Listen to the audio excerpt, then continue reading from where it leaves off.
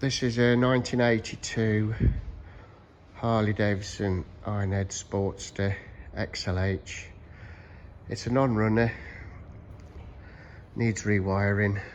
The engine turns over, took sprocket off, from the sprocket in there. It's quite tidy looking. There's the wiring. The gears select. The clutch works. Well, it feels like it will work.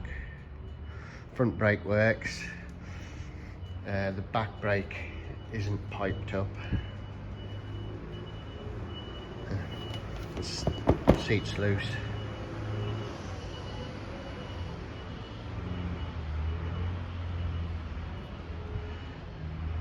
So it's a project.